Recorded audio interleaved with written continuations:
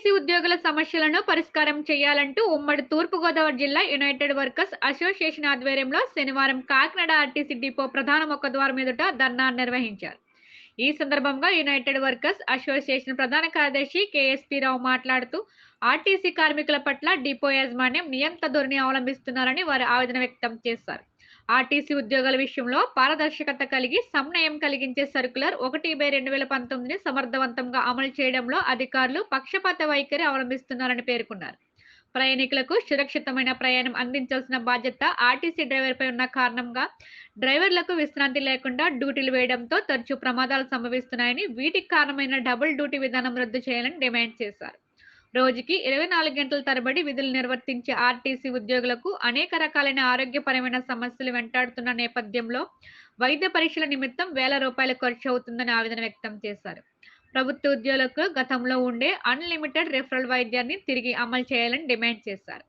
ఈ ధర్నా కార్యక్రమంలో United workers association రాష్ట్ర అధ్యక్షులు జి శ్రీనివాస్, కోనసీమ కార్యదర్శి వి గణపతి, కాకినాడ జిల్లా కార్యదర్శి ఎస్కేఎం భాష, రాజమండ్రి జిల్లా ప్రెసిడెంట్ ఎంఎస్విఎస్ ప్రసాద్, రాష్ట్ర కమిటీ ప్రచార కార్యదర్శి బిఆర్కే కుమారి పాల్గొన్నారు. పేరు KSP Rao, APSRTC united workers association general సెక్రటరీని.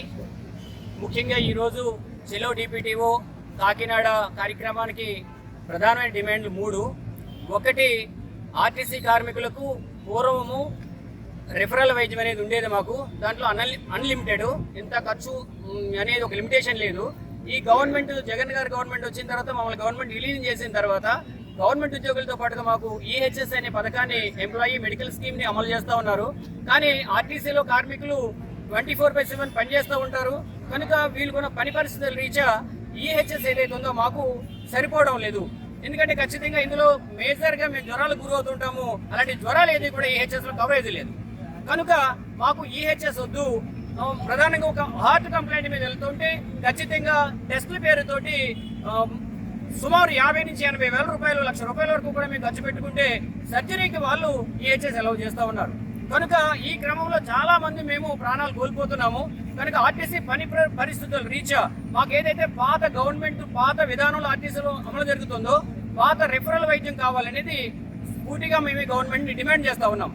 ఇంకా రెండవది, ఆర్టీసీలో ఉన్న 128 డిపోల్లో ఒక్కొక్క డిపోలో ఒక్కొక్క రకంగా పనిష్మెంట్ విధానం అమలు జరుగుతూ ఉంటే గత ఎండీ గారు, సురేంద్రబాబు గారు, మాలకొండయ్య గారు చాలా ముఖ్యంగా స్టడీ చేసి కార్మికులకి ఇబ్బంది ఉండకూడదు కనుక అన్ని డిపోల్లోని ఒకే రకమైన పనిష్మెంట్ విధానం ఉండాలని చెప్పి 1/2018 సర్క్యులర్ తీసుకురావడం జరిగింది.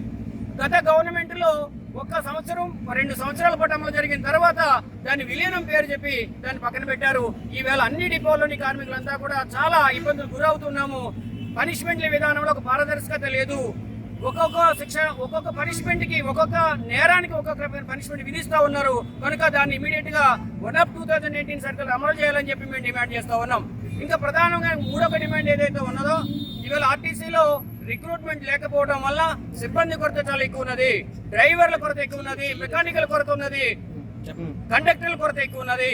కనుక ఈ కొరత వల్ల డబల్ డ్యూటీలు పంపిస్తూ ఉన్నారు. డబల్ డ్యూటీల్లో విశ్రాంతి సరిపోక డ్రైవర్లు ప్రమాదాలకు గురవుతుంటే చాలా మంది ప్రయాణికులు, ప్రజలు కూడా చనిపోతున్నారు, సిబ్బంది కూడా చనిపోతున్నారు.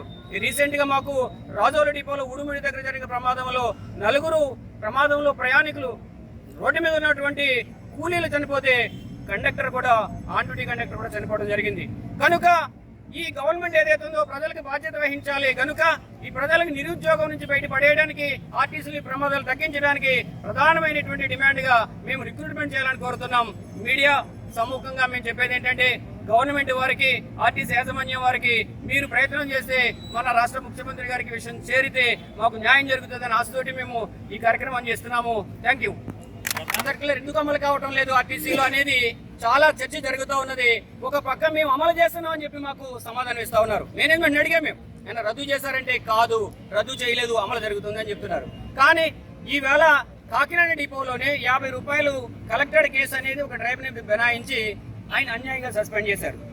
ఎందుకు సస్పెండ్ చేయాలి? 1/2018 సర్క్యులర్ ప్రకారం ఆయనకి 1 సంవత్సరం పాటు ఇంక్రిమెంట్ పనిష్మెంట్ ఇచ్చి విధుల్లో కొనసాగింపజేయాలి. కానీ ఇక్కడ ఎందుకు చేశారు?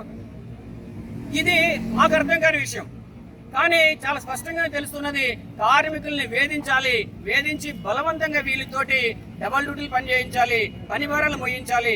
కనుక ఇలాంటి కేసుల్లో ఇన్వాల్వ్ చేస్తే ఈ పని భారాలు పెంచుకోవడానికి దీన్ని ఒక వేదికగా వీళ్ళు వాడుకుంటూ దుర్మార్గంగా ఈ సర్కారుని ఇంప్లిమెంట్ చేయడం లేదు. ఇది ప్రధానమైనటువంటి కారణం.